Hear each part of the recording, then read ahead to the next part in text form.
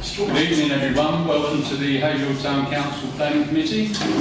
I'll read my script before we start. Please note that this meeting is being recorded by the Town Council and where possible live streamed on YouTube. Please note that the recording device is sensitive and the live stream may be recorded by third parties. So do not say anything you do not want recorded. If necessary, I will direct all recording in the room and the live stream to be stopped. But generally, I want to avoid doing that. So we will normally record everything except any item taken in closed session. Members of the public may also make their own recordings but must follow our rules for doing so, including the stopping recording when requested. Whilst we do not accept anonymous speaking at the public forum, members of the public who wish to speak but do not want their name published must please indicate this before saying your piece. Thank you. Item 1 on the agenda is apologies for absence. None? We're all here, aren't we? Item 2, declarations of interest and request for dispensation. Anyone? No? Okay. Item 3, minutes of the previous meeting, which to approve the minutes of the meeting held on the 17th of June 2024. May I have a proposer and a seconder, please? Councillor Cox and Councillor Greenie. All those in favour, please show. Okay, thank you.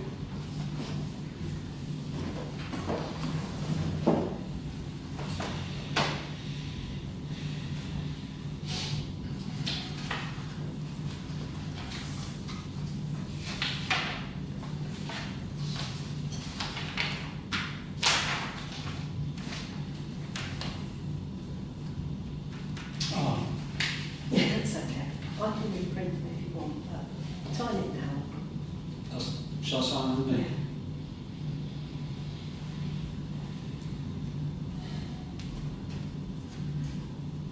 So what I've done, I put the signature, put the date in the signature, but I signed it underneath the date. Okay? Right, so.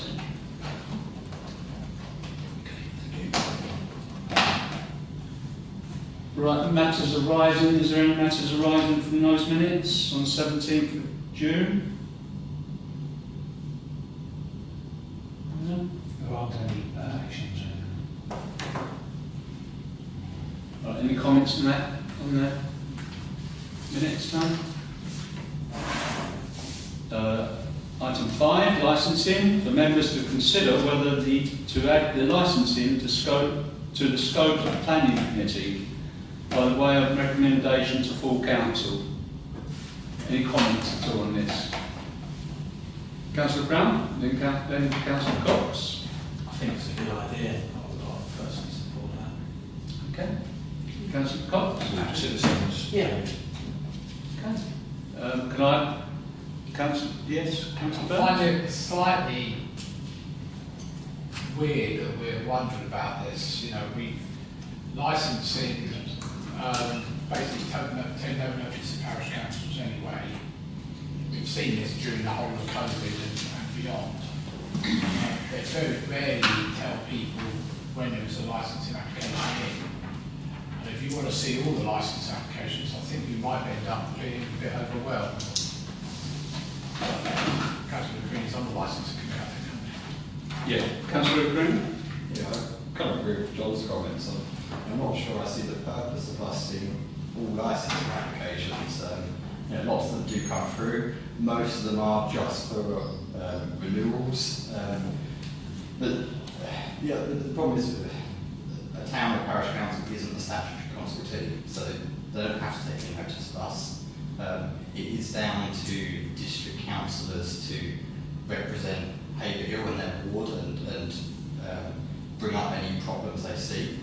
The other thing we need to be mindful of when commenting on a planning application, comments have to follow the licensing objectives.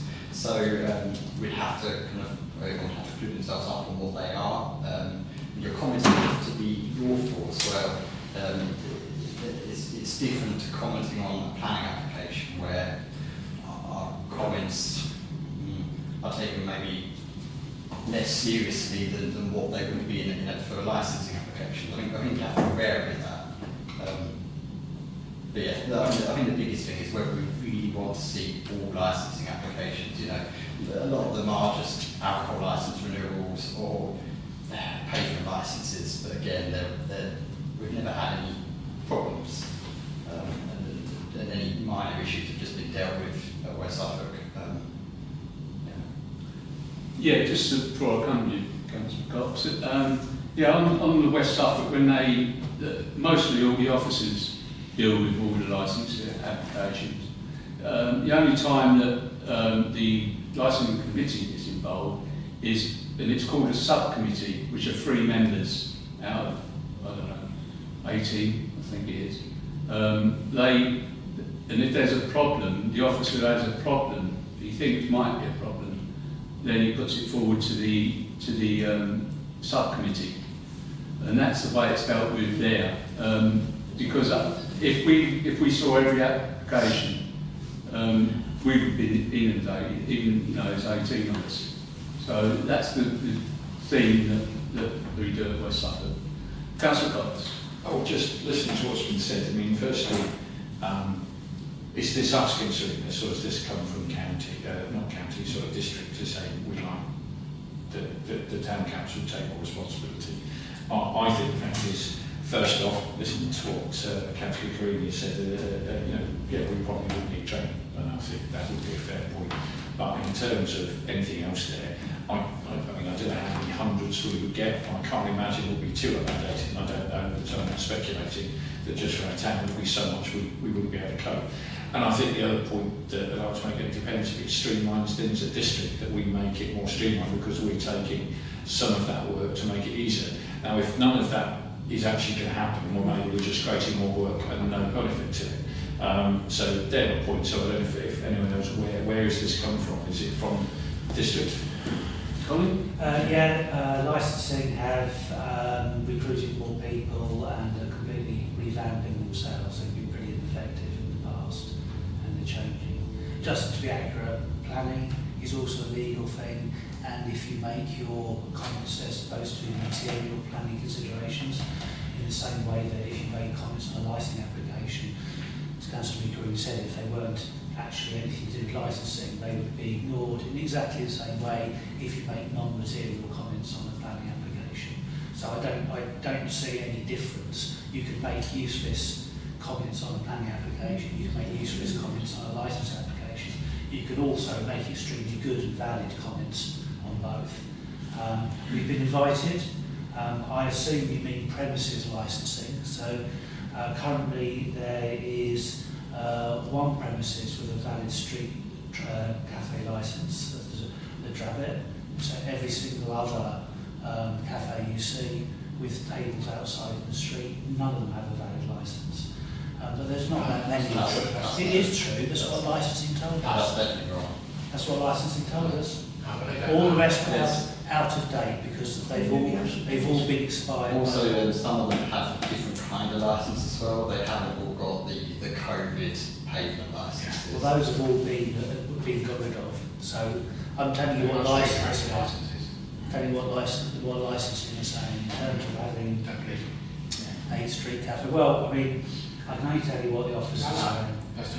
But you don't have to do it. I was asked to extend an invitation, and the invitation's there. We have had occasions where your meeting has been really annoyed that somebody has got a licence to sell alcohol or to do something and haven't got planning permission. So, I mean, that would be an obvious example where you would have commented on the licensing application to say it hasn't got planning permission yet, because the two departments don't talk to each other. Right, Councillor Cox and Councillor Brown and Councillor Martin. Just before I come to Councillor Cox, I think we used to do this many years ago, didn't we? We used to get them through Yeah. on paper and just used to bring them to planning. I don't know, but we commented a bit before. Right. But we definitely had them received. We received them to the office. Yeah. Exmouth used to do it. Okay. Right, Councillor Cox. Well, I'm in favour of it, and I'd like to propose that it's something that we take on. I think it'd be really useful for us as a town and as a committee. Okay, before I ask for a seconder, Councillor Brown, then Councillor Martin, then Councillor Greene. Yeah, it's good news if the licences are up there again, because they haven't been that good over the last few years. I wondered where this had come from. So they wouldn't engage with us. You know, I do have concerns around Warren, and John said if we get deluged with you know, petty applications, but it looks like they're going to weed out, and it's going to be the serious ones.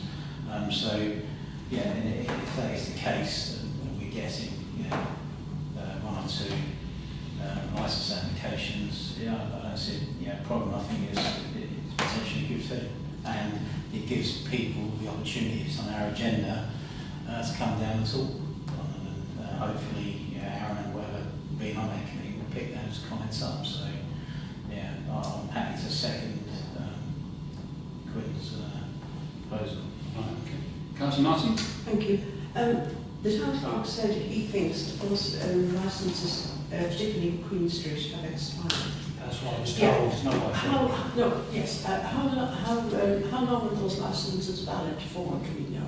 Or when do they have to renew? They're 1 year. Because, sorry? 1 year period for a payment licence. Right, because I mean, I was on, I think I was on the licensing committee for a time and planning for about 28 years, and I know that during that period of time, some of those cafes certainly had licences then, but that's going back a very long time ago, and I wonder if they have or not. I mean, there's one up here at the top as well, who has the new, I forget what it's, Atlantic is it called, I think, at the top here. They have got chairs and tables outside. They certainly don't have permission for that, because I've checked it. They do have a licence for alcohol, but not for that. So they come up for renewal every year. Right. I think there's one of the issues that the licence officer was saying, that because there's several licences, people don't necessarily realise that one of the licences they need to trade has expired. Right. They're thinking about the other licences that haven't expired. Right, okay. Thank you. Councillor Greene, then Councillor Smith? Yeah, also asked, I suppose it's nice in some ways that myself do want to ask our opinion on these things. Do we have to go through them individually, or can we maybe on the agenda to note if there are no comments, or do we have to go through each individual one? Well, to be honest, that's exactly the same as planning again. There's nothing to stop us rearranging the agenda so that all of the ones that officers think you're likely to wade through, you can take them all en bloc. Right now, for planning applications, just to say... It's just things like, say Wetherspoon, for example, where their payment licence, we spent a lot of time working on it, but it's now suitable, it's been running for a long period of time, absolutely fine. Every time it comes up for renewal, there's probably not a lot, there's probably not a lot that we're going to really say about it. Although licensing would point out they don't put their tables away at night, which is part of their licence. We would say we probably don't really care, to be honest. I would suggest that you're not interested in trivial licences. You're not interested in somebody renewing their own personal licence holder. It's really premises stuff, and I think we can sift through. It is, as you say, there's no statutory obligation on us to look at any planning application. There's no statutory obligation on us to look at any licensing application. We can read through either of those. We can certainly read through licensing. If there's going to be a lot on the Google alerts start coming through, then clearly we can tell which ones you'd be interested in commenting. I think the other thing to note as well is that we should probably be reassured that licence applications they go to district councillors, and they're also going to think people like the police, environmental health, and so there are lots of kind of major consultees that do look through every application. Yeah, I think mostly you're probably right that you just note them en masse. Every now and again you might want to comment. Yeah, it just helps us, I feel, just helps us to feel a bit more relaxed about things, really. Councillor Smith? It's more or less answered what I was going to ask, really, and if that probably supported the proposal, and I wouldn't want us to go for every single renewal application unnecessarily, and I just wondered if there would be some sort of sifting process, and it looks like there would be. So in that case, I'll be able to support them. Right, any more comments at all? No? Me. Yeah? Councillor I Byrne? think one thing you've got to remember what licensing looks after as well. We're not just talking about alcohol licences, we're talking about all the whole range, including street trading. So everybody that applies to put a thing on the road, you'll get a street trading licence application, all that sort of stuff.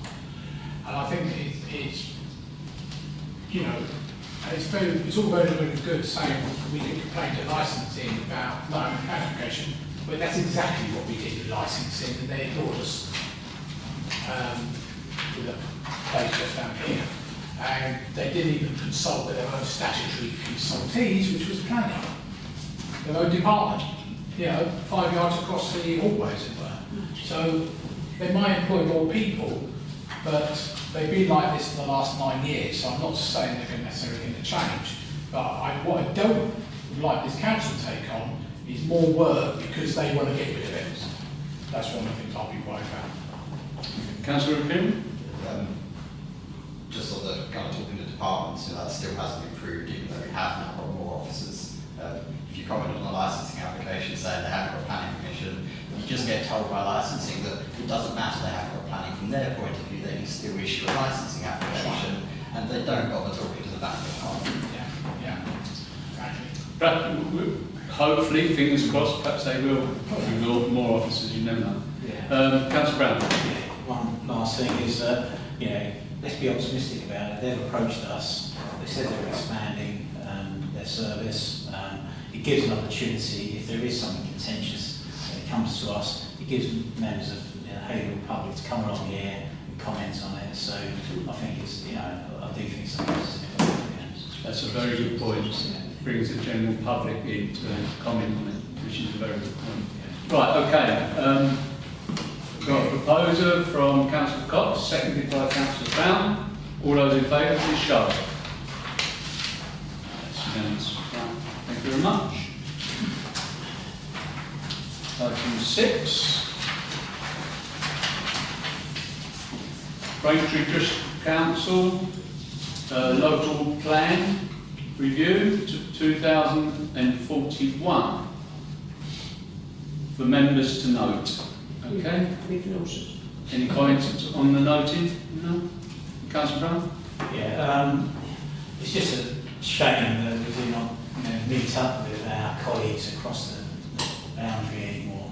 I think that was worthwhile.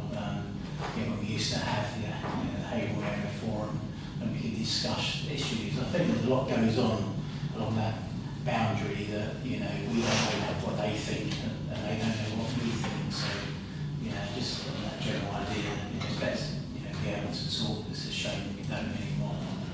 Be able to do a restart those. Yeah. Councillor Burns? I think the important thing about this and Cambridge as well, we're just talking about Braintree here. Exactly, Okay, they're just on their local plan. Cambridge, whatever it is council. Is that we kept fully advised of what's going on. Because I'm sure they're going to try and bring that 5,000 houses back south of the bypass. As much as on the local plan for Cambridgeshire, and Councillor Smith will remember this, is I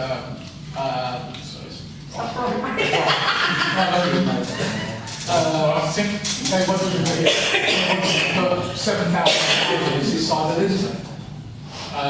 Luckily that was dropped, but that was kept relatively quiet because not many people knew about it. It was only we heard about it through the local plan process. So I think it's very important we get to know what's going on there. And personally, I've no something to do with this, but I'd love to see the boundary sorted out between us and Essex. We keep asking West Suffolk and County Council to do it, but it don't seem to. And looking back at the agenda items from the Haverhill District Council in 1973, which was also brought up then. And at the time, Braintree turned around and said, we'll look at it within a year. Never did. There they go. So history for you. Councillor Cox? Just following what Councillor Brown said, is that as part of the note we could respond to say we would like to create a greater sense of meeting collaboration so we can get that sort of return. I don't know if that's feasible. We used to run it, as I was just saying, we're going to restart. I apologise, I was going to say, you may have said that, but I need to put my hearing aids back on. My ears. Not exactly correct. Same here. Okay, thank you very much. Item 7, no members of the public here. Item 8, DC 230735 FUL, Haverhill Service Station, Sturmer Road, to reconsider the Town Council objection following resubmitted drawings circulated by email. Councillor Brown, can I call upon you because you're the subject of that email? So basically, I went to the committee delegation panel to argue that it should go to full planning because I had serious concerns around that tanker that parks right up the middle to unload fuel, etc., etc. It cuts off the middle part of the service station, so while that tanker was unloading, cars couldn't leave the new side until basically the tanker would block them in. So the delegation panel agreed with me, and it was scheduled to go to full planning, and then I had a note to say that the developer there had agreed to move the refuelling point, so the actual nozzles what tanker clips into, by pump 8. So what it basically means now is that the tanker comes in, and then where the gap is between the verge and pump 8, it sits there, and then there's a row of there'll be a row of nozzles that it goes into to fill the tanks up, so it doesn't encroach in that middle part. It doesn't have a part there, and when it's finished, it just goes straight out of the exit. So they said that they would put that the completion of that in as a condition, that they can't proceed further with the planning application until that's in there. So that has to be in, and they're going to condition that so that the actual, I'm happy then with the safety side of things. And once that's done, they can then proceed with the pod. So okay. I was quite happy, I thought they've moved along the way on that. So thank you very much. Councillor Burns, and then Councillor Smith. Yeah, I think I'm much happier with that. My only concern still is that vehicles park alongside where pump 8 is. So if a tanker does turn up, where's it going to go? Is it going to park on the road, blocking the road? We all know how difficult it is to pass vehicles when there's vehicles parked there. We see that with the car transporter when it parks there. And how long is it going to be parked there for, waiting for vehicles to come out, how they're going to manage the process. So I think there has to be some conditions in there that says how they're going to manage it. Also the track, which is on, I did download it this morning if anyone wants to see them, the track of the tanker, it worries me a little bit that it's not a straight in run. They're basically having to get in there, and other vehicles will often park there. So it's going to be an interesting thing when you do it. They probably don't have a lot of choice.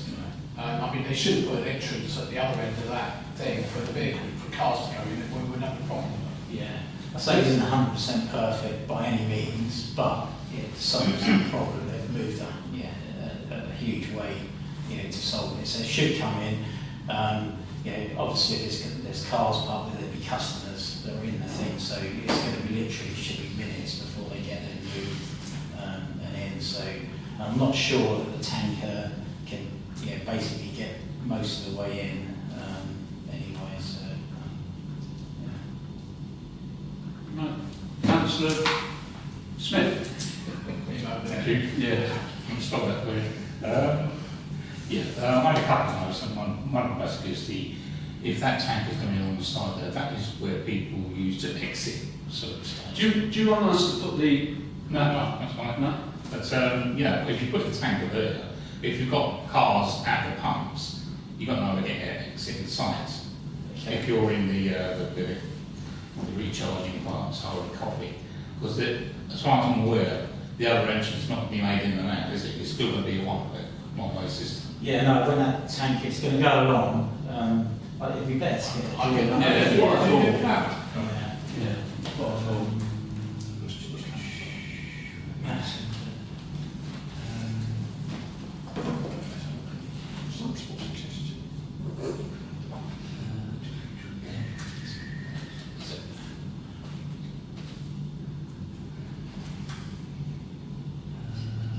Is that what? On the site plan. And it'd be towards the top, I think. Is that one? So there is going to be that box there, isn't it? Yeah. If you've got That's the an box, that's an exit. That's an exit. If you've got a lorry block there and cars there, people using that side, they're not going to get out, are they? Yeah, what they're saying, sorry, that's where the tanker parks at the moment. Yeah. Like there, you know. So what they're saying is it's now going to come in like that. Yeah. This is the refueling nozzle, so the tankers are going to sit there. So all these will still be able to get out through the pumps as normal out. It's just Take take out, out but what if there's cars at the pumps or something? Oh, pump 8. No, there's not on the other. Yeah, no, they're fine. They can carry on. Yeah, I'm not saying that, but I'm talking about people who are not using pumps that want to get out. They can't get out. Well, that means, yeah, at the moment that happens anyways, to be fair, it's busy, so. And the other point, with that tracking, it only sort of has tracking from that direction. But they can say lorries are only going to come from that direction, not that way, that will be further a time. Directions. You've got the other tracking card. There's anything, the tracking is only coming from Stone Ranches side, isn't it? From what I saw. There wasn't any tracking from Mott's Building. So that's, Oh, yeah. No, so you have to do a 180-degree turn to get in there. there You're is not not. supposed to go in the other direction anyway, aren't you? I thought it was a one. No, I don't know what he's saying. If it's coming on I don't here, know if it's coming the other way. It's come from Coming from Chorlton Way, Sturton Road. Yeah, Southern Road. How does it get in? It's going to have to go up to the roundabout. correct condition, and they've got to come down Master Road. Anyway, Work it Yeah, out. but anyway, Work it out. they'll have to go on it. No. Well, then, No, we'll always have to do it that way, you have to, because it's got to be that way, because you Yeah. can't, you've got to go then to a roundabout that's sufficient and come back down it, because you're not going to turn around or get in easily. You won't be able to street. no, he's not going to get in that way. Is that something we should ask them to condition, that they enter via Palmerston Road and then exit via Stone Road, going. That's that. You do quick ones. But isn't that the garages management should do that? If we put it in place, then, sorry, That's a transport. Councillor Green, sorry? So I'm not, personally, I'm not sure it really matters, but I mean, it's up to the garage to manage that, because it's clearly done at the garage that there is an entrance and exit. So it'd be up to the garage to say to their tanker drivers, you know, you've got to come through the entrance. Therefore, if you're coming from the other direction, you've just got to go and turn around. There's lots of places in Haverhill that have lorries that have to do that. I know where I work, we have to get lorries to come in from a certain direction. And they do. You know, you put it on the documentation, they you know, majority of the time they will come the right way. If they don't, they have to go off and find somewhere to swing around and come back. Yes, That's what I was. That's what I thought. Councillor Burns? Practically, if they have a banksman there from the garage, you could let tankers in the other direction as well. Can't, because I've now only got one place to let them off, one side to No, out. they've got connections on both sides. Oh, have they? Oh, right. Well, most tankers I work for anyway, I know that, so. Right, okay. Right, okay then. Any other questions at all? Right, I want to propose it then, one way or the other. You proposing? Yeah, I propose that, That we accept the change? yeah. Yeah? And Okay. we're withdrawing our objection. We're withdrawing our objection. now. Subject Yeah? to the conditions. Was that the only objection? Sorry? Subject to the conditions. That's the other side. Was that Right. Did you put conditions? Did everyone put any conditions? There is a condition that the council said that they would put in, that has to, those new, that new position for the refueling has to be put in before they will give permission for the food to go pods. So that's. That was in the email. Yeah, that's it, yeah. Yeah. So, yeah. So, Should we re-say that in our comment? I think it'd be a good idea, just to reinforce that. Subject to condition. Okay. We need a second. That's what, Yeah, second, Councillor Cox, I saw. that's what earlier they've on. done. That's what they've done on North Street. Right, okay. Right, all those in favour, please show. Yeah, so, well, thank you. Item 9, Was there one again? It doesn't make a difference. Passed. to consider planning applications to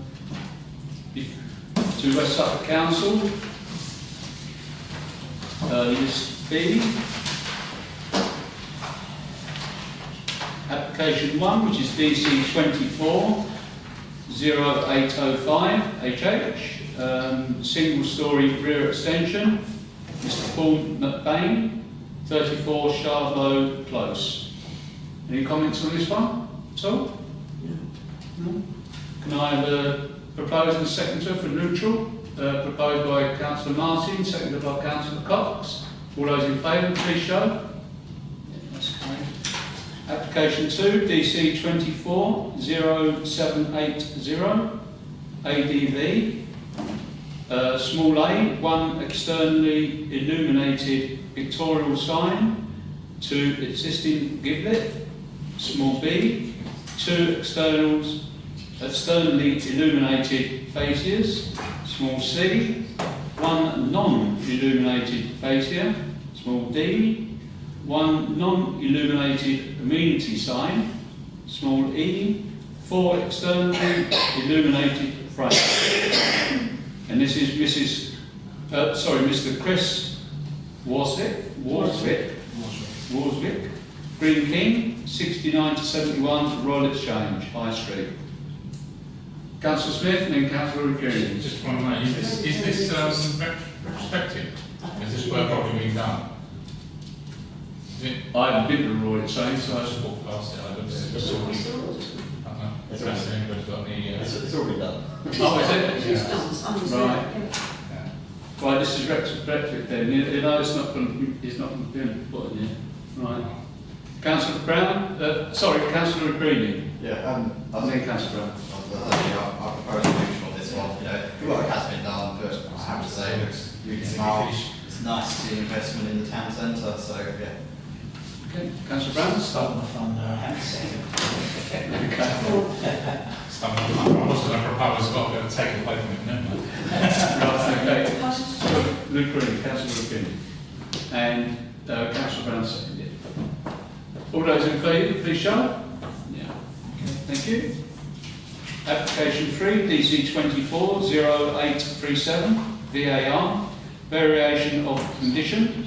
2 of DC 21 1383 FUL, to replace 8 Juliet balconies with full balconies to allow for construction of small a 34 retirement apartments, small b 3 dwellings, small c associated access, car parking and landscaping.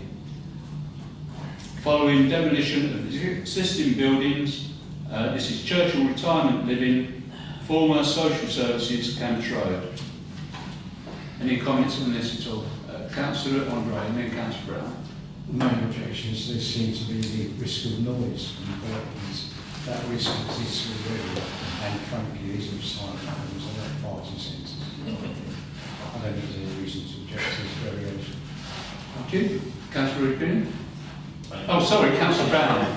Thank you for that. I was going to Councillor say, Brown, then Councillor Green. I do have sympathy with the objectors, and yeah, they were told that they were going to have Juliet balconies, which obviously you can't really stand out now. They've got the full balconies out there, so I can understand their concerns. Yeah, it's a hard one. I'll listen to the rest of the debate, but that's the crux of it. Councillor Green and Councillor Cox. Yeah, so the main objection that neighbouring properties have is not around noise, or they do mention it. I think it's to try and prove up the case. But then their main objection is around loss of privacy and overlooking. Whereas before, the new residents would be further away from looking to people's bedroom windows. Now they're going to come out further onto a boundary and potentially down into the bedroom windows, and that's their concern.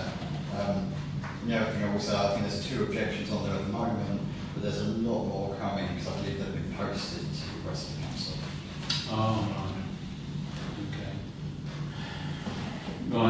Right. Councillor Cox? I mean, I'm hearing what's been said, but I feel that, okay, the only issue I have is the fact they've changed what it was going to be. I don't think there can be much of an issue about privacy because they were going to have a very small balcony, not many could step out. I can't see there was going to be any real difference in loss of privacy. There was already going to be able to look out and over to other people's balconies. I don't see there's going to be any real change unless there's any other objections that are going to say something completely different. I think I agree with Councillor Andre that I don't see any reason to object to this. Councillor Brown? Yeah, I say, I always have sympathy for people that have actually bought property, see the plans of the one next door, and you see that it's changed. It's a quite significant change. When you've got a Juliet balcony, you can't sit out there. When you've got a full balcony, you can sit out there. So, yeah, it is really hard. Yeah. Councillor Smith and then Councillor Cox. I know, I was just... Oh, right. Councillor Smith. Yeah, I think I'd go with the residents of the existing flats here. I wouldn't have any problem with being on the front of the fronting Camps Road, but I don't really like the fact that it is overlooking the other flats. Also, is there an issue of overlooking the school grounds? Is that an issue? I don't know how close it is to the place farm school. Well, the playground is round the back, isn't it? The playground. That's just a grass verge at the front, or grass area. I mean, if you go to the back of the current building anyway, the Churchill Time homes, they've got more advantage to go to school anyway. So I don't see that having the balconies is going to be an issue in terms of that. Okay, well, I've got some other issues.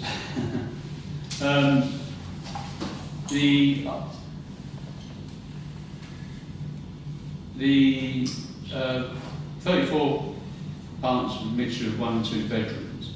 There's no buggy charges for a start that I can see. They've got the buggy area, but there's no buggy charges that I can see. There's no electric vehicle charges either. You can come back, you can correct me when you come back. It's a variation. Variation. They've already got planning permission. Oh, right, so these don't okay. They may be valid, but unfortunately, it's not. Right, okay. Right, Councillor Grinny, is that what you're going to pull me up on? Oh, I was going to, I've got something else to say as well. Right, okay, yeah. Yeah, the only thing I would say is the existing apartments on that side road, they only have Juliet balconies, there's no full balconies. So if we were to say that the other side also could only have Juliet, either side of the road would therefore just be mirroring. Now, to me, I mean, that'd be more acceptable that let them have about full-size balconies on the front, but the side do exactly the same as what they've done on the previous development and have Juliet balconies. Then either side of the road won't be looking into each other, so they're not able to come any further out and look down into each other's bedrooms. Yeah, but are they already built though? The full balconies are already built on the ones that's been built? No, they're on that side of the road, they've got Juliet balconies. Oh, they have? Yeah, so that means if we also say for this Oh, development, right. the side can be Juliet only, either side of the road then just mirror. Right, I get you. Oh, I thought they already had. Only just front first. Right, okay, thank you for So that. Councillor Cox. that was my understanding, and I thought the other side already had, maybe I've misunderstood as well, I thought the other side already had the full balcony, so I'll stand corrected. I would agree that if they've already got Juliet balconies, I think the other side should be the same. That's why I was happy to accept thinking the fact that the other side already had the full balconies. If it's The front has. no, but they're saying the side, Yes. the other side doesn't. So I think my view has changed based on I've misunderstood. Yeah, so in my view as well. I think the term Juliet balcony is a contradiction in term, because they're not balconies at all. They're just... No, just a wire. Yeah, absolutely. Yeah, okay, for whatever Thing, reason. Sorry, falls out. Yeah, something falling out, yeah. Okay, right, we've got a bit of complication now, haven't we? Do you want to speak, Councillor Brown? Well, I'll ask Colin this one. Can we object, but say that we would be more willing to accept if they did have Juliet on the side. Yeah, I think Go it's to the on other the side, side, yeah. on their key plan, in the corner there, that it's the Juliet, the full balconies on elevation AA is fine, but all the others are not fine. Yes. I And think we'd like that's to a see- good compromise, to Yeah. be fair. Yeah. And I'm happy to propose that if, Councillor Green? Happy to second that. But we're just to make note as well about the two persons will mirror by doing this. Yeah. Yeah. Councillor Cox? Well, so Councillor Smith has just got up in his phone. It doesn't even look like the ones that are already built don't even have Juliet balconies. It looks like it's just windows. They do at the side, they're hidden behind one of the pillars. It doesn't look like It it's. definitely does. Even though he's operators of You've got business about it, Oh, that is if you're one hand, used to do that, yeah. Yeah, that one just, it was only, it must be, maybe it's a different one, but it's just in case it doesn't look like that. Yeah, I can't remember. Perhaps they put a late application in because they're very late in this as well, because all the bricks are ready to go in and whatever. Right, okay. Right, so we've got, hold on, there's a... Just the pillars and metal. Yes, yeah, thanks for that. Yeah. Might have been another late application then. No, it isn't, the photograph, you literally only just see the balcony from the photograph. Okay. Which I think goes to explain why this is such an insignificant issue. It's not really those in the photograph. Okay, right. So we've got a proposer and a seconder that they match each other. All those in favour, please show.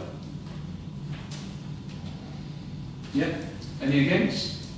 One against. Right. Okay. Thank you.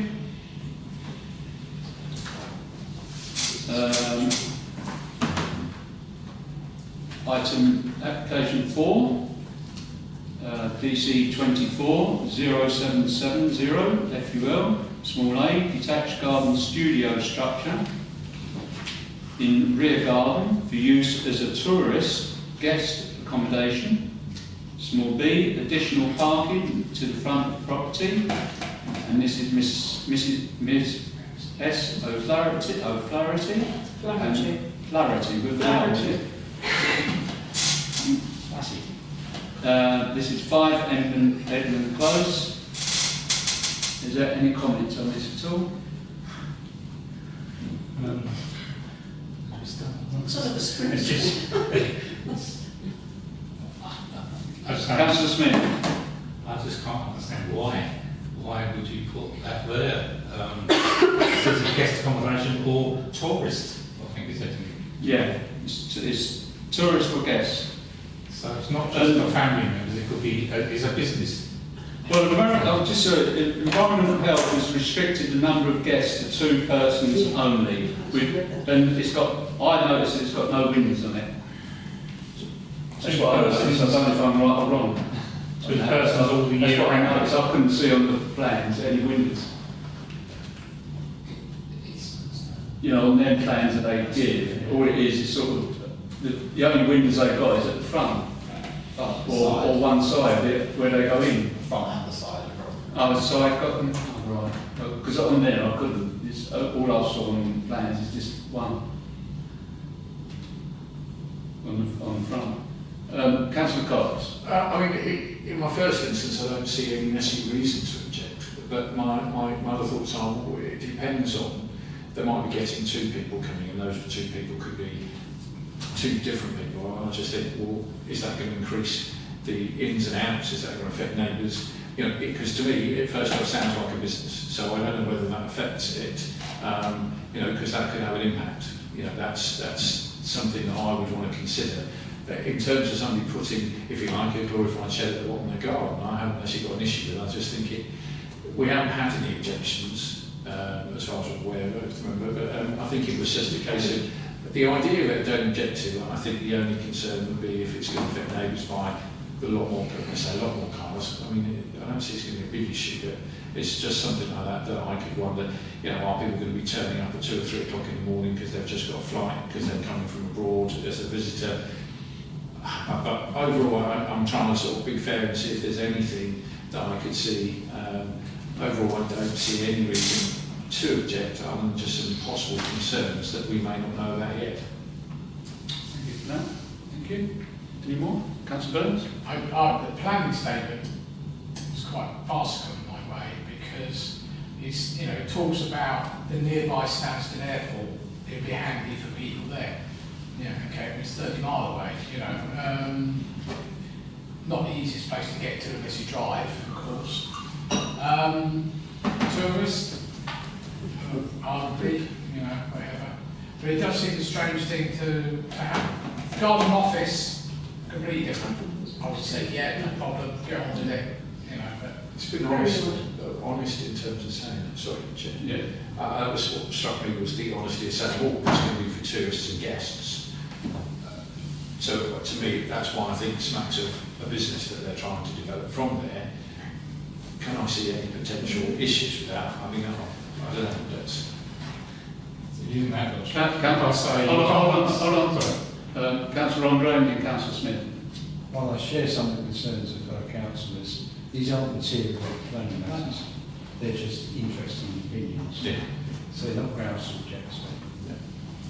Councillor Smith? So what's the situation around changing use? I know it's a new building, so you could argue that it's not changing the use, it's just got a new one, but the plot is having to change of use, surely, that if it's going to be part of business. Now, whether this is similar to being an Airbnb, I don't know, they also change of use at all. So I'm just confused by it, and using councillors' logic. If I say I'm honest about I'm going to rob the bank, is that okay?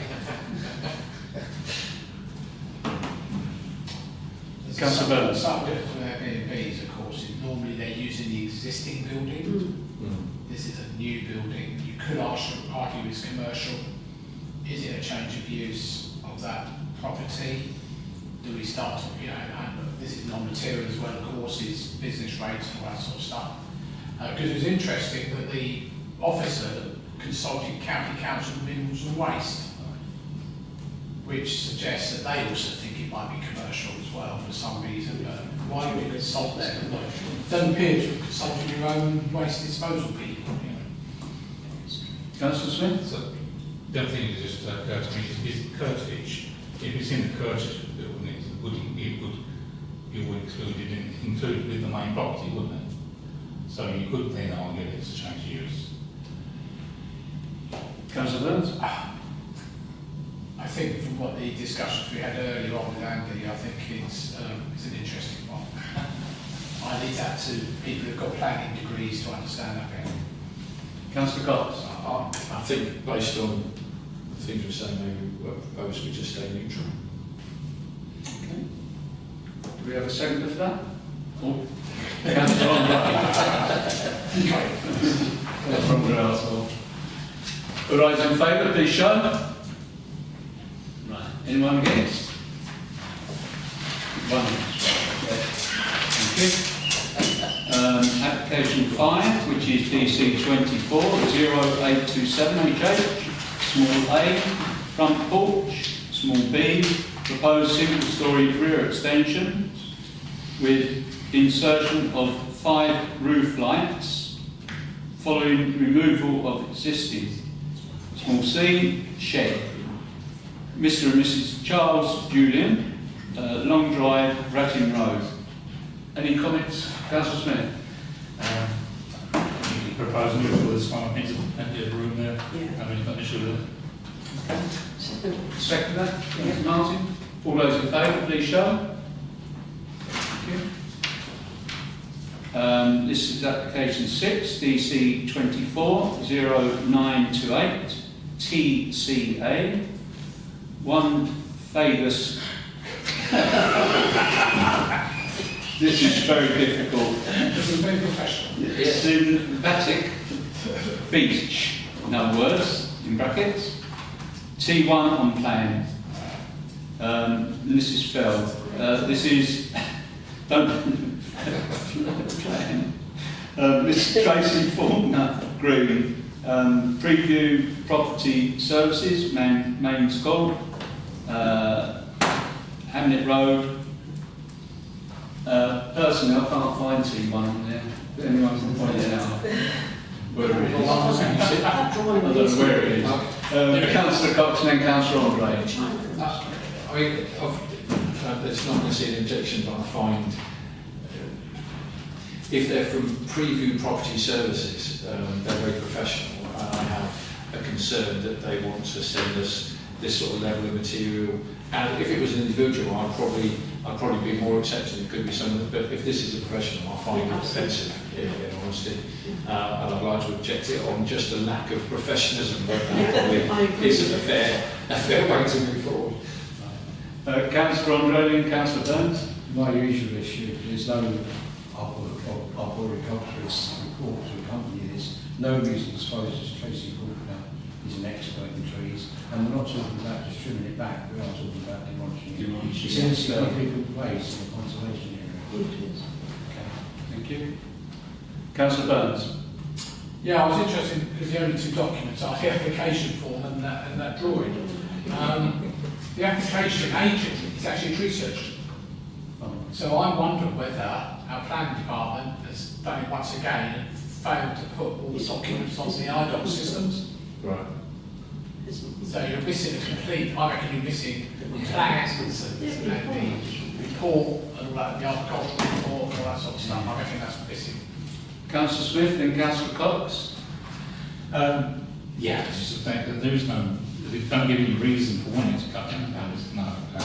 I've heard of things being written on a fag packet. It's like a fag paper, this looks like to me. So, yeah, I can't think we should sort of reject it because we need more information, basically. Yes. Okay. Councillor Cox. No, I was just seconding. I mean, if that was a proposal, was it a hard Yeah. second? Because Any more? Yeah, Councillor so Brown. I think John's saying right, because I see that there was a professional tree surgeon that actually identified the tree, etc., but there was no information. So I think that's right what John said. So I fully support. Let's get some more info on it. I quite like the drawings, to be fair. Up to your usual standards. Did you get a GCSE in drawing? I actually technically drawn it. Get the message over. Right, okay. You got that, Vicky, yeah? All those in favour, please show. Yeah, let's carry. Right, okay, back to the items. Item 10, that's just to report. To enable members to exchange any urgent planning matters. Well, I thought whether you mentioned Haverhill Road at all, because was that before? Well, in fact, it did go through, yeah. Councillor Green, we didn't have those. It was difficult to find any specific reason to reject it, although the three of us did vote against it. But unfortunately, the case against the protocol wasn't particularly strong. Councillor Green. I think I was disappointed by some district councillors' comments. I don't think they really took on board what residents were trying to get across. And especially one comment from a councillor that just said, can we just hurry up and do the vote? Yeah. While it's still being debated. It's at that level, that's inappropriate and disrespectful to those residents that turned up to have their say. I also think that the meeting was absolutely shocking. The technical difficulties they had and asking a member of the public to have to, I think, read their statement 3 times in a row. It's already nerve-wracking. Even as a councillor going to those kind of meetings, having to speak in public is a big deal. And yeah, for a member of the public to have to keep rereading their statement because things are going wrong, it's shocking. Thank you very much. Councillor Brown. On that point, could you, on behalf of our residents who wrote in their droves, and there's 45 letters of objection, we'd like to West Suffolk to say that we understand that one of the councillors on there actually said, let's hurry it up, and didn't want to listen to the arguments of you know, the residents, because I think it's shocking really, to be fair. You know, it may not have gone their way, but at least listen to what people have to say, you know, especially in democracy. Councillor Andre? I think we need to contextualise this as well. This is actually the third application that's been handled in this way, despite considerable objections by local authorities, all in Hamlet Road. There's 2 children's homes and 19A1 on the corner where we expressed extreme concerns about traffic access. So in all 3 cases, substantially the same. The office has made a recommendation which is based on their experience, I guess, and their knowledge. But the councillors discussing it at the development committee haven't given any weight at all to our concerns and the concerns of many, many residents, not just a few, many. Councillor Burns? I support what Councillor Creedy said about the councillor who talked in the meeting, and it's on YouTube, so you can watch it back if you want to, although the audio was pretty rubbish. I sat and watched the whole thing. It's not the first time I think a councillor has done this in the past. Like DC meetings I've been on, they've done it as well. But also I think a big deal was made out the fact that highways hadn't objected. And as Councillor McCready would say as well, is highways never objected because it's private land, so they've got no jurisdiction over it. And that's why they never commented. But the other councillors made a big deal about it, and officers made a big deal out of it. It was no objection, which gave a lot of weight towards it. Now I know it's private land, and I know it's a civil matter about who's got right of access and all that sort of stuff. But that I think swayed it a lot. Sorry. Councillor McCready, and then Councillor Lopez. Yeah, well, it was disappointing that the planning officer didn't correct those on the committee that, you know, the reason why highways didn't comment was because they can't comment. They can only comment when it belongs to highways or it's part of highways. If it's private land, they're not going to make a comment. So in this case, it's a private access road, effectively a shared driveway. They can't have a say on it. And that's actually the responsibility of West Suffolk Council to have that say. So, you know, to me, West Suffolk Council failed there. Yeah, the planning officer was wrong. In terms of comments about potentially priorities of West Suffolk, it's probably hard to complain about individual councillors about how they act on that committee. And, you know, I suppose it's probably the only way that anything's going to change if their residents decide to vote them out at the next election. Our residents can't. I know, and that's always the problem with planning, though, isn't it? We've always had that issue. I think the thing that really bugs me about we want to contact West Suffolk about is to actually get assurances for future planning meetings that they're not going to have these kinds of problems where members of the public, our residents, are having to repeat their statements multiple times. You know, even for me as a councillor, I submitted my statement as an MP3 file. You know, all assurances that would all work, and on the day it doesn't work.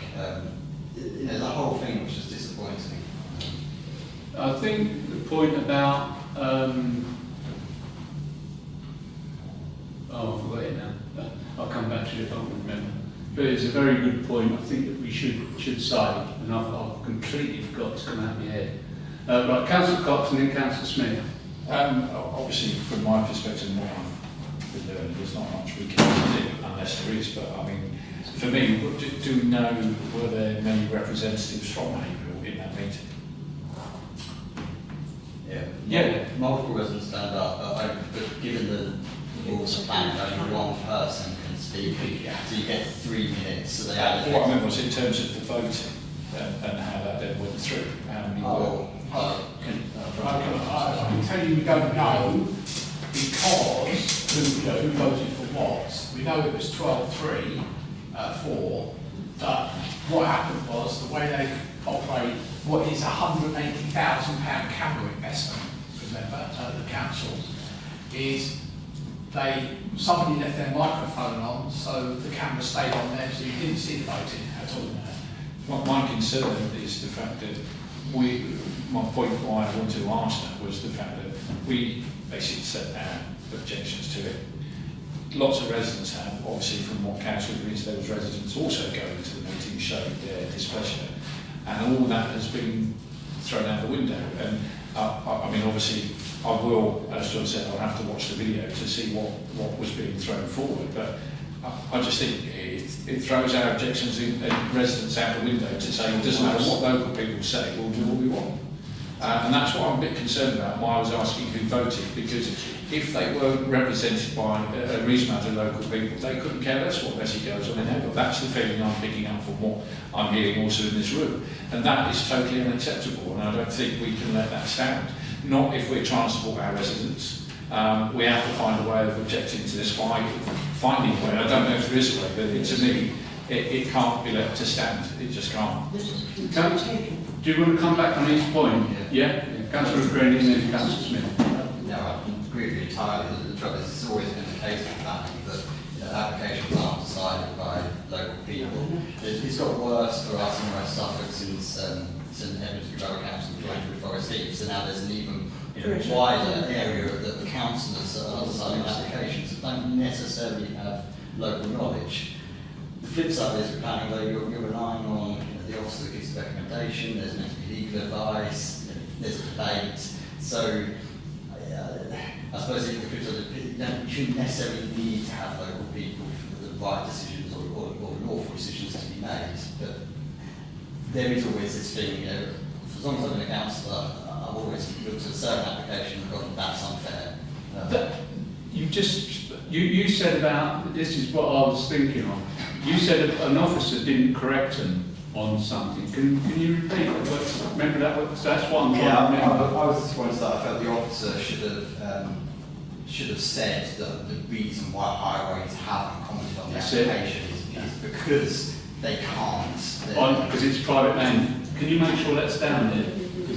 That's what I was trying to remember. Yeah, I'll come to you, colleague. Just as an observation, that I understand in the King's Speech there was an obligation for Candle is going to come in so that public servants, officers, planning officers would have to tell the whole story and not just the bits that suit their particular recommendation. Yeah. So that will be something to highlight. I've witnessed before where planning officers have not corrected misunderstandings by councillors because it was a misunderstanding that was convenient to the officer. I think what was really frustrating for me is the fact that this had already come up at a delegation panel, so we'd already got to the point where a delegation panel had suddenly come out and the reason why highways hadn't commented was because they couldn't. So it's really frustrating. No one brought it up at the actual meeting. Yeah, I really think that's important. Really, that's what I like to mean. I forgot. Councillor Smith. It was made clear to members of the committee that it wasn't a highways issue because it was pointed out. It was both made clear at the site visit when we visited the site. It was also made clear in the report. If the members of the committee choose to ignore that or overlook that, there's nothing you can do about it. But yes, perhaps the officer could have been more forceful and corrected. To have members maybe on the committee, but we are guided by the policy.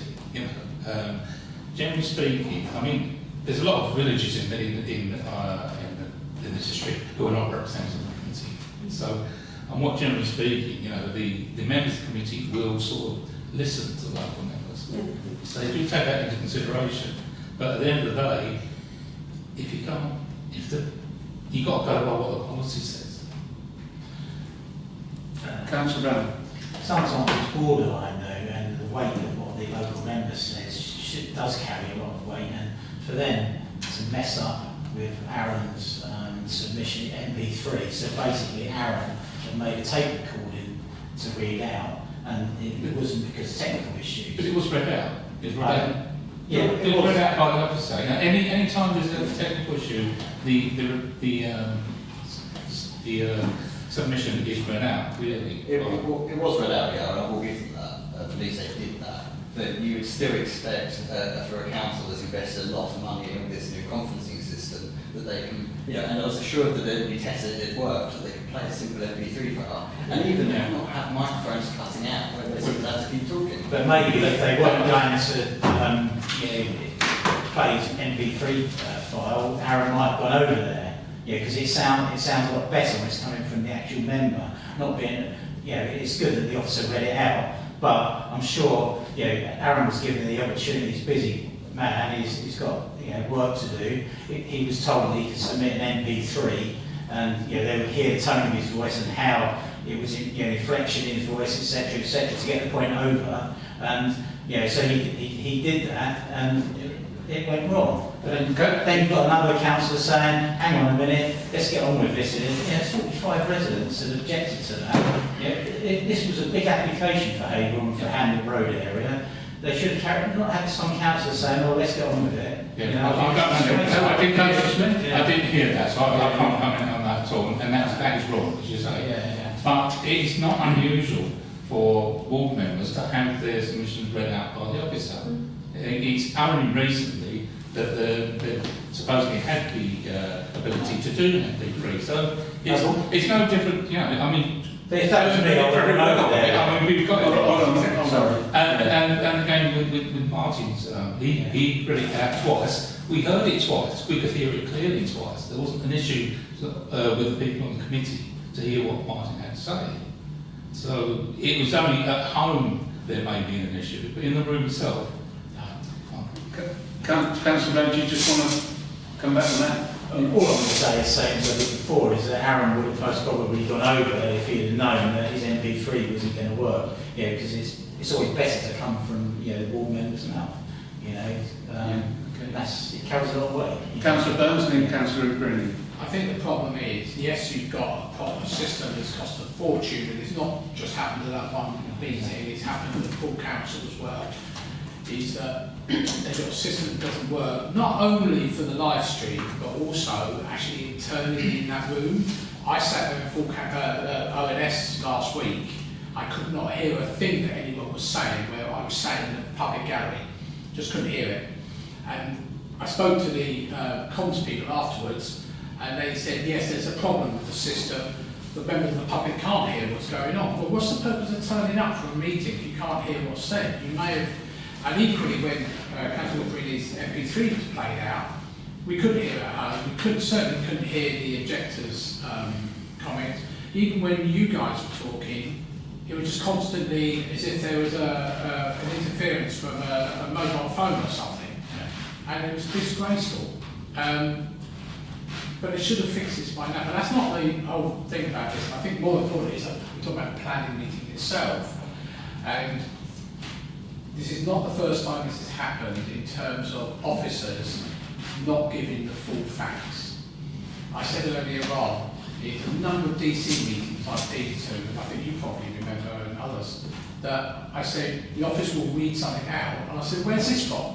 Oh, it's in, we got this letter from somebody 3 weeks ago, but it's not on the planning portal. So how can people comment on these things? I think they need a major kick up backside in planning. I really do. From top to bottom, to look at all these things. A bit like in what we talked about enforcement earlier on, is have a look at it. Have a look at licensing, have a look at the whole thing. But ever since COVID, we've had a major problem with lack of information. I submitted an objection 10 days ago for a plan application. As of yesterday, it's on there this morning, it was not on the planning portal. And it's been decided this week. Councillor Green and Councillor Clark.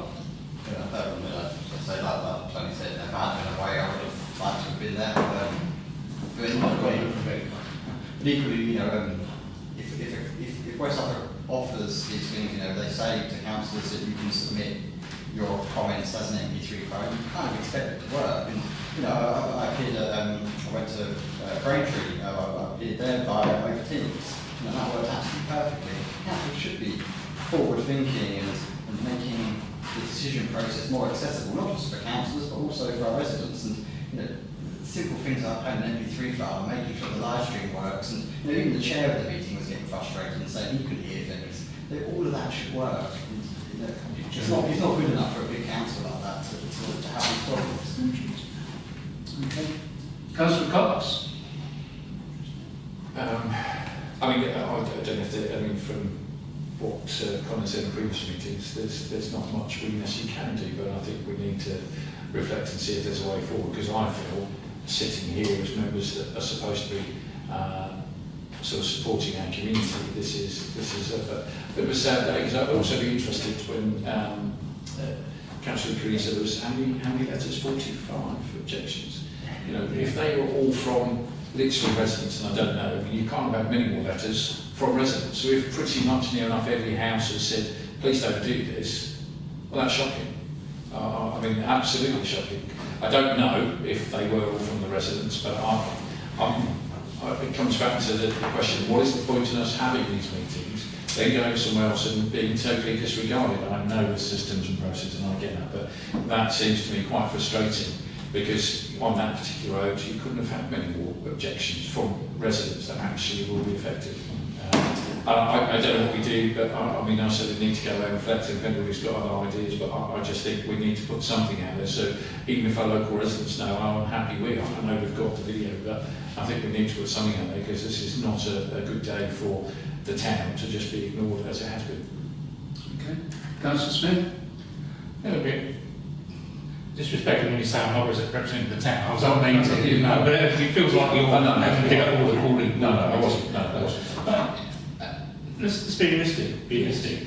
If you've got 45 objections, you've got 145 objections, if they're not material considerations, you can't go through. You know, it will go to appeal, and it will lose the appeal. So it will, yeah. So I'm not. Yeah, no. You know, I agree with the objections. I agree, and I said at the meeting, I agree with I was sympathy with the objections. But at the end of the day, majority of the committee didn't, and that's just democracy. Councillor Brown? Quick one, that's it. But at the end of the day, it was around the access. That was a really important bit down the back road. We're not trying to go over the whole meeting again, but you know, that wasn't given enough weight. To be fair, that was the problem there. And I know that if this was pre-1973 and that had come to Haverhill District Council planning meeting, which was all local councillors, that would have never gone through. It went through because there was people that sat on that committee from the furthest extent of West Suffolk, never been to Haverhill, some of them I should think, or very rarely, and it's quite easy to make a decision like that and then walk away, and that's a problem for the councillors. Your point about the rear of it, and that's why I pointed it out, really. Personally, I think that we should really push on that, if we're going to try it, because of the fact that if they took weight from Suffolk County Council, by the sound of it, they did, then we should really push on the fact that because it's private land, they can't comment on it. But at the end of the day, it was a democratic decision. It was made by the council. It was a lawful decision, but it was the process. The actual meeting itself, etc. That's my big beef. Is that that's it. Yeah, but can we write to them on that? That's the thing. Collins. Hold on, Colin. We've got John. Final word being on this is, it was mentioned earlier on, back in 2018, when I was on the working party looking at merging the two councils, which I never agreed to anyway, we all agreed that we needed two planning committees, south and north of the district, and it was the officers at the time who said, no, it's become too unwieldy, we want the whole there. So what you get is councillors from north of the area who've never been to Haverhill in their life, other than on a bus or on a site visit for 5 seconds, who don't know the area, don't know the place, making decisions about that. And what's galling is the fact that certain councillors, as long as it's not in their own village or town, will vote with the officers all the time. I've seen it time and time again. You have to look at the voting records. It's disgusting. Okay. Colin. Chair, just in response to what Councillor Brown was asking, yes, we can certainly write. I mean, I think the point is, of course, is that West Suffolk have a mandate to determine planning applications. The planning application, maybe it is the case, or maybe not, that it should have been passed. But if people felt that they weren't heard fairly and the opportunity to be heard didn't really work out, it just doesn't feel right, even if the outcome hasn't changed one jot. And I think it would be perfectly reasonable for us to write and say that, we're not talking about the outcome, we're talking about the process, and how people feel at the end of that process. They weren't able to be heard. Literally, in the case of Councillor. I mean, it's worth one next. Councillor Greeley, Councillor Greeley, and we'll come back to you. I agree entirely with what Colin said, and I think that's what we should do. Yeah, my biggest problem, is not about me talking there or about that going wrong. It's more for the residents. That's to me the core that we should be fighting. It should be as easy and painless as possible for residents to make a contribution to a planning meeting. It's such an important thing, and it's so stressful. We don't have much time as it is. 3 minutes isn't very long. It's not. I've done it. It's not very long at all. Things shouldn't go wrong. I think that's what we should really be saying to West Africa. That's where they need to improve and urgently. Councillor, I think it's worth mentioning, so very quickly, is the meeting was adjourned at least once. I know it's adjourned. Certainly from the public viewing, they turned the live stream off to stop people seeing what's going on. Shortly after the first public speaker, it was realised that nobody could hear him either inside the meeting or externally, and they adjourned. So that's farcical. But they don't seem to be doing a lot about it to fix the problem. And I think that's if they've got a major problem with that AV system for 180 grand, they need to fix it. And it hasn't been fixed so far, as of last Wednesday, we were there. Councillor Smith and then Councillor Greeley. All I say is that full council asked to get technicians there to make sure things work correctly. There was a little bit of buzzing, but as far as I'm aware, it was perfect at all. Where you're sitting. I can't even comment on where I'm sitting. Councillor Greeley. Do you need a proposal? Well, it's provided as well. Yeah. Well, in that case, I can propose that we write to West Africa Council to put forward our concerns about how the process of that meeting, and then not talk about the actual results. I fully accept that that's not going to change, but I feel like we should fight the corner for our residents who took the time to go over there and try and make a contribution. Councillor 100% agree, local democracy should be around local democracy, not decisions made that you serve on. 1,000% Okay, got a proposal. You second that, Councillor? And seconder? All those in favour, please show. Yes, I will. Right, thank you. I've just got one to, at the last planning meeting, I was asked to, about Fox planning, to call it in. I tried to do that and the planning officer said, can you hold on a minute? And it turns out that the planning officers rejected it, as you know. Well, that's it. So I did my job, what you asked me to do. Okay, thank you very much. The date of next meeting, item 11, date of next meeting is the 5th of August. Thank you everyone. Right, very good discussion. Sorry? Oh yeah, I can try to close. What time? 23.